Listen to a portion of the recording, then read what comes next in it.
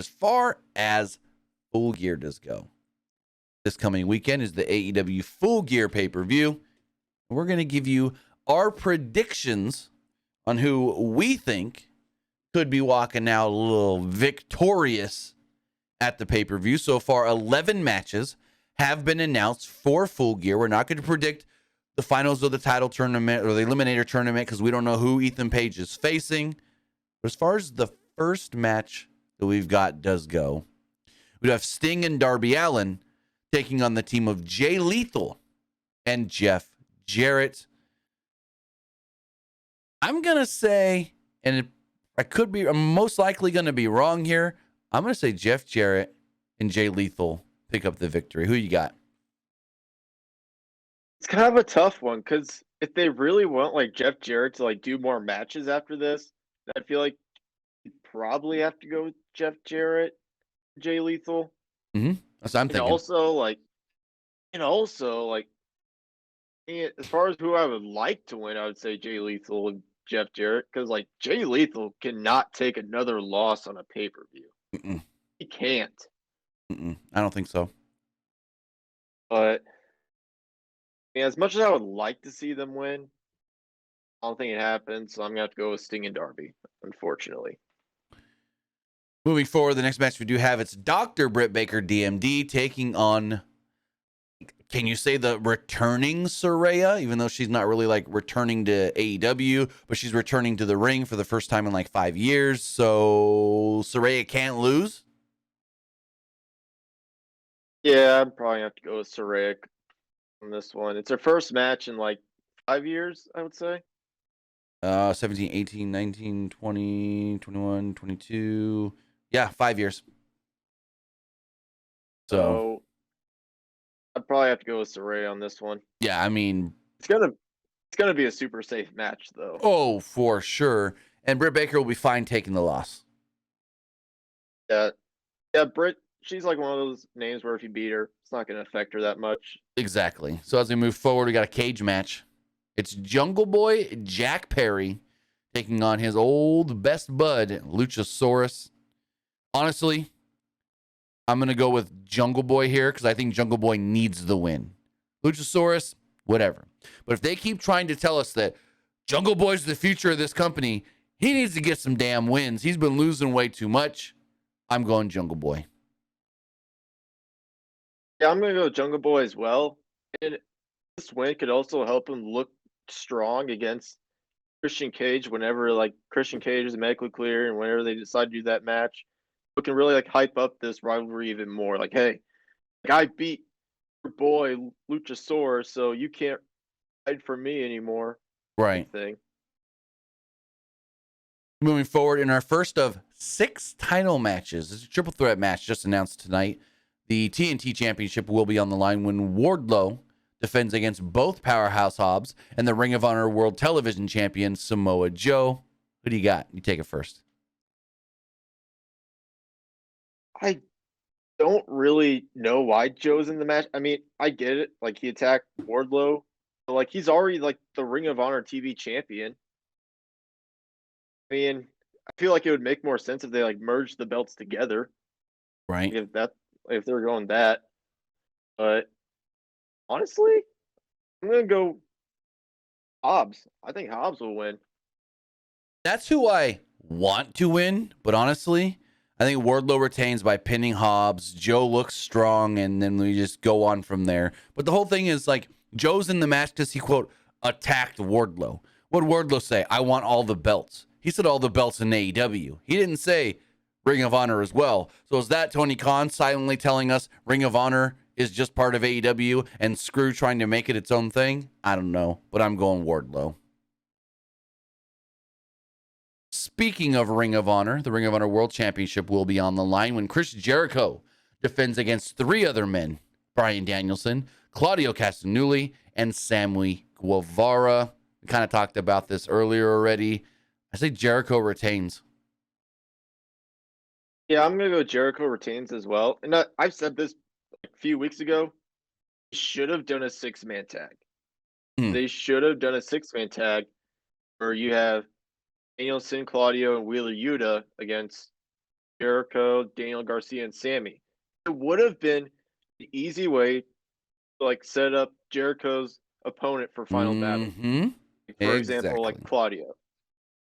They could have had Claudio pin Jericho. It's like, oh, that's going to be Jericho's opponent for Final Battle. I mean, I'm just upset that where's Daniel Garcia even been? We haven't seen him in a couple of weeks. I would have thought he maybe would have been out there tonight in their corner or backstage doing something. Like, hey, I wish Daniel Garcia was on the show because they were pushing him so hard to just all of a sudden him just go ghost. But yeah, it's weird that Garcia's kind of disappeared over the last 3 to 4 weeks. Moving forward, we have the wait. I'm missing something. Give me 1 second. For some reason, I don't have the TBS title listed on here. Let me pull up that graphic really fast. Moving forward, the TBS championship will be on the line when Jade Cargill defends against Nyla Rose. Another super obvious match, and I could be wrong on saying that, but Jade Cargill. Nyla ain't going to be the one to beat her. I go Jade. Yeah, I mean Jade does have to lose eventually, but I don't think she's losing this one. It's got to be Jade, and I don't like how they're calling it TBS champion versus TBS champion. Right. Nyla never like earned the belt. She just took the tide. She just like stole the belt while like Jade was like distracted. Exactly. I think it's So super dumb. yeah, it is dumb. Even though but they even putting the name TBS champion in quotes, it's still stupid. if they're gonna take the belt off Jade, I feel like you have to put it on someone or like actually like really like benefit them. Right. So and I just don't see Nyla beating Jade. She's already Unfortunately. So Jade's already beat her once for the belt, so it's like, what are we doing here? Moving forward, the ROH or the AEW World Tag Team Championships are on the line when the Acclaimed defend against Swerve in Our Glory. I think it's too soon to take the titles off the Acclaimed, so I'm saying the Acclaimed retain the belts. yeah, super obvious. Claims winning. And honestly, this is a very interesting match as well because like Keith Lee like walk away from Swerve or will like Swerve actually like attack Lee at the end of the match. Like Right. that's like something to think about right there. What do you think will happen though? I mean, it's kind of like with the Death Triangle. They're doing the whole, well, this one guy in the team says that we should do anything by all means to try to win, but the other guy in the team was like, no, we got to be upstanding citizens and just try to win with our merit. And I don't know. I think eventually this is all going to just lead to Swerve versus Lee in some sort of fashion. But we also do have the AEW Interim Women's World Championship on the line where Toni Storm will be defending against Jamie Hayter. And I think it's been long enough to where you rip that interim name off of there and just say world. Because if Thunder Rosa is doing interviews where she said, I can finally now jog for 5 minutes after 3 months, she ain't coming back anytime soon. So take the interim name off of that belt and just call Toni Storm the actual AEW Women's World Champion and just say, hey, when Thunder Rosa comes back, she can get a shot. But as far as who wins this match, who do you got? I mean, it could really go either way. I wouldn't mind Jamie Hayter winning the match, but I think Toni Storm retains. I'm going Jamie Hayter for the sole fact that I hope Tony Khan has realized that Toni Storm has not really gotten over as the champion, at least in my opinion, because if you listen to the reactions that she gets from the crowds, it's kind of lackluster at best. And so maybe you did the Toni Storm experiment. Now we go Jamie Hayter and see how that works. We know the crowds have been behind her. I'm going Jamie Hayter. I mean, yeah, I get what you're saying on that one, but I'll stick with Toni Storm.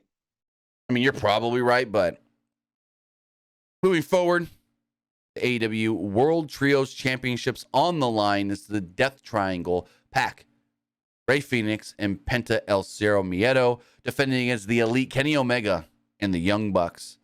I mean, is anybody not going to say the Elite?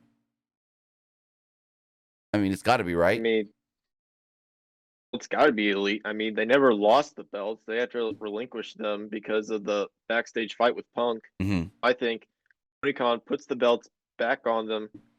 They do the Elite as the six-man tag champs like they originally planned, and just go from there. Yeah. I mean, it's almost a no-brainer. It's like, if the Elite don't win, it's because somebody messed up the match. Like, I mean, that's just my opinion. And finally, the AEW World Championship on the line is Jon Moxley defending against MJF. Take it. Who you got?